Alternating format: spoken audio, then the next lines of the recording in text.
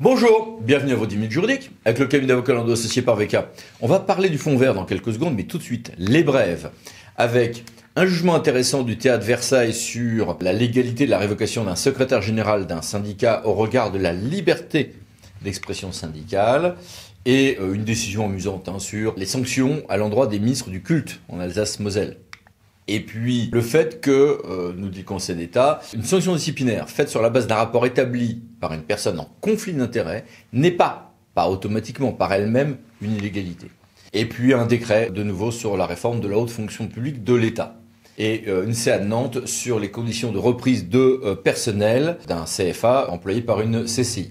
En matière d'élections, une loi qui toilette le régime des élections sénatoriales et une décision, c'est la fameuse affaire Meyer-Habib, qui nous dit que non, quand on a un vote électronique, on peut pas inviter les gens à voter par voie électronique et en réalité à distance, et en réalité en profiter pour récupérer leur mot de passe et leurs identifiants pour voter à leur place.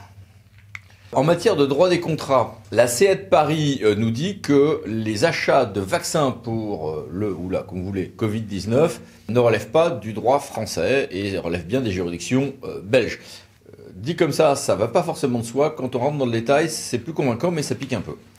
Et Conseil d'État, 7 février 2023, le Conseil d'État opère une clarification sur les reports ou non de délai en matière de responsabilité civile extra-contractuelle devant le juge administratif.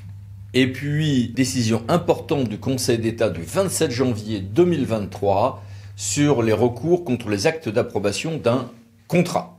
Vous savez, depuis le recours Tarn-et-Garonne 2014, on attaque directement le contrat et on ne va pas pouvoir attaquer les actes unilatéraux relatifs à ce contrat. Ah oui, sauf quelques cas, et notamment les actes d'approbation du contrat. C'est ceci qui est précisé. Et puis, tout le monde a célébré cette semaine, légitimement, me semble-t-il, la loi du 2 février 2023 visant à limiter l'engrillagement des espaces naturels, avec pour les grilles futures ou les rénovations sur des grilles antérieures, un espace de 30 cm du sol et pas plus qu'1,20 m. Mais en revanche, il y a une amende, une contravention, quand on va dans des espaces privés, sauf quand c'est autorisé pour l'avenir, ce qui n'est pas si simple quand même. Et puis, profitons-en de rappeler l'anniversaire qui a marqué cette semaine. C'est les 150 ans de la décision Blanco qui fonde le critère des services publics et confirme la responsabilité administrative, donc la compétence du juge administratif dans notre édifice institutionnel. Édifice qui est peut-être plus lézardé qu'on ne le dit, mais c'est un vaste sujet. En matière d'aménagement, le fait d'avoir voulu acquérir une parcelle ne rend pas recevable automatiquement à agir contre le permis délivré à celui qui finalement a acquis cette parcelle. Et puis, pas de consultation, nous dit la CA de Bordeaux, de la Commission départementale de la nature, des paysages et des sites, quand je ne fais qu'une simple extension d'urbanisation. Et puis, une ordonnance importante favorisant l'indemnisation, pour l'essentiel. Donc, un nouveau texte sur les questions d'alternance sécheresse-hydratation des sols. En matière de festivités sur la voie publique, la CA de Bordeaux confirme ce qui avait été la position du théâtre de Pau sur le fait que, oui, dans le cadre des 2 manifestations payantes qu'on a le droit de faire sur la voie publique par an, on peut faire des distinctions par âge, des découpages géographiques et temporels relativement souples, et même une distinction entre les habitants contribuables de la commune et les autres. Et puis une ordonnance a été adoptée, donc publiée au journal officiel du 8 février, relative au bail réel solidaire d'activité. Il s'agit en réalité d'aide à certaines entreprises qui on va donner des baux, au besoin avec des droits réels, sur ce qui permet de dissocier l'acquisition du foncier et le bail, et un autre régime donc qui pourra aider les micro-entreprises, TPE et PME. Et puis les mini-brèves, que voici. Passons maintenant à notre grand dossier. Comment émarger aux 2 millions du fonds vert? Le fonds vert a été annoncé l'été dernier pour un montant de 1,5 milliard d'euros qui sont devenus entre-temps 2 milliards, avec en sus 1 milliard d'euros de prêts verts. Une petite fraction réservée pour ceux qui ont perdu la CVAE. Ce fonds dit d'accélération de la transition écologique dans les territoires a été créé par la loi de finances pour 2023, avec un guide, une circulaire, des fiches, un site dédié. Il y a maintenant uniquement plus que 10 mois et quelques pour travailler à récupérer une partie de ces fonds verts. Là-dessus, merci d'être avec nous pour nous dire, Yann et Jérôme, comment essayer d'en récupérer. Bonjour. Bonjour Eric. Première chose, il s'agit de s'appuyer sur les collectivités là. Le but de ce fonds est de financer des projets qui permettent d'accélérer la transition environnementale, en s'appuyant sur les territoires et notamment les collectivités territoriales et leurs groupements, et avec un fort rôle des préfets. La sélection et la gestion est déconcentrée auprès des préfets de régions ou de départements. Une circulaire du reste, du 14 décembre 2022, destinée aux préfets, sert de guide sur la mise en œuvre de ce fonds à l'échelle déconcentrée. Ce qui fait quand même une assez grosse différence par rapport au plan de relance. Et puis un lien aussi avec les CRTE. C'est un recyclage des crédits du plan de relance qui est fait avec comme différence majeure que là, on est sur une attribution discrétionnaire des préfets de région et de département qui vont avoir un rôle opérationnel très fort dans cette opération. Et c'est directement en lien avec les préconisations des 835 contrats de relance et de transition énergétique qui avaient été faits sur le territoire. Donc ce qui est intéressant, c'est qu'on est sur normalement sur une déconcentration des crédits, donc avec des niveaux assez forts. Les projets seront en quelque sorte mis en concurrence par territoire ? Les 2 milliards seront répartis entre les régions et ensuite, évidemment, en cascade entre les départements en fonction de critères objectifs qui sont illustrés dans la circulaire. Ce qu'il faut retenir aussi, c'est que sur ces 2 milliards, 500 millions seront fléchés vers les départements et les EPCI dont la CVE sera supprimée. Il y a en quelque sorte une forme d'enveloppe réservée. Il y a une petite enveloppe également de 35 millions qui est réservée au niveau central. On ne va pas rentrer dans les détails. La répartition sera ensuite opérée par les préfets de région en fonction des enjeux au niveau des différents départements. Et les préfets ensuite, en fonction des sommes qu'ils ont à disposition, vont répartir en fonction des actions et des critères prioritaires posés sur le département. Mais comment s'approprier ces dossiers ? Il y a sans doute 2 catégories de collectivités. Il y a celles qui ont déjà des dossiers tout pré-ficelés et puis d'autres qui en sont encore à devoir faire des études avant de pouvoir entamer des travaux. Donc, ce qui va forcément poser un problème de calage par rapport au calendrier qui est quand même assez urgent.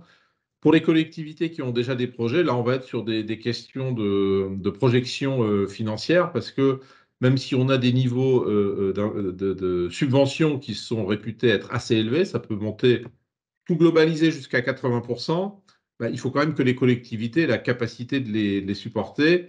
Et on sait que l'épargne brute des collectivités, en ce moment, elle est un petit peu sous surveillance. Donc tout ça, il va falloir se mettre en ordre de marche pour pouvoir saisir la balle au bon. Et tout ceci doit se concrétiser, s'arc-bouter autour de 3 objectifs pour 14 thèmes. C'est cela ? Les projets présentés doivent nécessairement suivre l'un de ces 3 objectifs, ou les 3.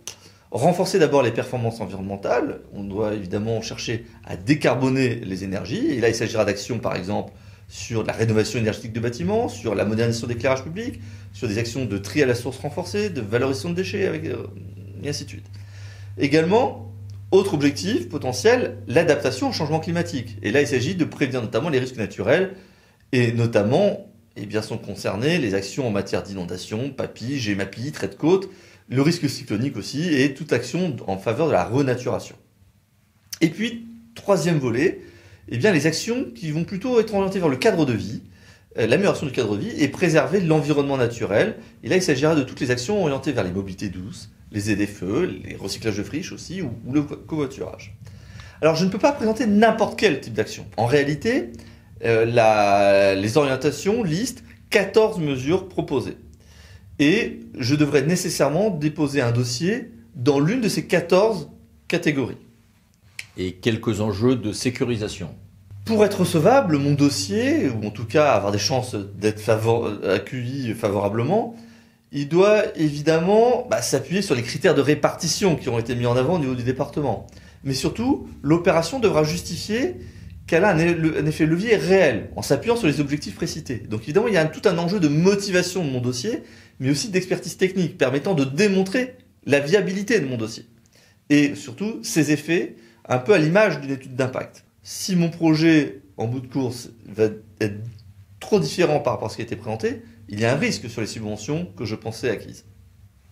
Donc il y a un enjeu, là aussi, de sécurisation de mon dossier au stade du dépôt. Il y a un autre enjeu, évidemment, c'est de s'assurer que je suis dans un cadre juridique. Les textes, à l'évidence, mettent en avant le fait que mon projet doit respecter les règles environnementales. Ça va de soi, sinon il ne sera tout simplement pas réalisable. Mais il y a aussi d'autres questions à se poser. Par exemple, suis-je la bonne autorité compétente ? On regarde des principes de spécialité et des compétences des acteurs. Et évidemment, je devrais justifier que j'ai les compétences pour porter un tel projet. Ou alors, notamment si le projet va au-delà de mon périmètre, est-ce que je dois créer une structure? Est-ce que je crois créer des outils de coopération entre structures pour justifier que je le porte à une bonne échelle? Donc c'est un volet qu'il ne faut pas négliger non plus. Et il faut avoir, dans un coin de son esprit, la recherche également des financements du côté de la Banque des Territoires, c'est cela? Le projet, au-delà des fonds qui sont présentés, du fait que je peux avoir d'autres subventions, pourra notamment faire l'objet d'un accompagnement par la Banque des Territoires qui présente une offre complémentaire à hauteur de 207 millions. À signaler aussi, la Banque des Territoires propose de mobiliser un fonds de 1 milliard, mais cette fois-ci sur un système de prêt. Donc là, évidemment, il ne s'agit plus de subventions, mais d'accompagnement sur les sommes supplémentaires nécessaires à la réalisation de mon projet. D'où, Jérôme, un besoin d'ingénierie extérieure.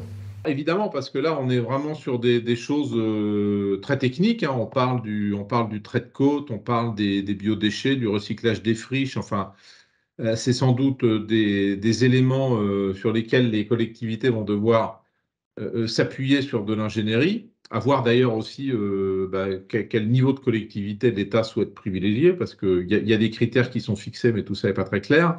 Donc la circulaire sur les fonds verts vise explicitement des agences publiques, hein, comme le CEREMA, l'ADEME, l'Office français des biodiversités. En revanche, évidemment, il va y avoir besoin d'une ingénierie plus opérationnelle de toute façon pour monter les projets. Je pense à une ingénierie juridique, par exemple, sur la question des montages, ou évidemment financière pour les raisons que j'évoquais tout à l'heure. Donc là aussi, en pensant que les collectivités ne doivent pas perdre trop de temps compte tenu des délais de ce plan qui est assez rapide. Alors finissons paradoxalement par le commencement. Quelle est la première chose à faire en termes de méthode? Nos recommandations, évidemment, sont d'auditer mon projet, le confronter à sa réalité technique, économique, financière, bien travailler, évidemment, le montage juridique avec les partenaires, les structures mises en place et tous les types de conventions que je peux envisager pour pouvoir le rendre viable. Merci à Merci à tous les deux. Merci Eric, à bientôt. Et merci à vous. À bientôt pour une nouvelle vidéo, les 10 minutes juridiques, parlons d'associés pour VK. Pensez à vous abonner. Merci, au revoir.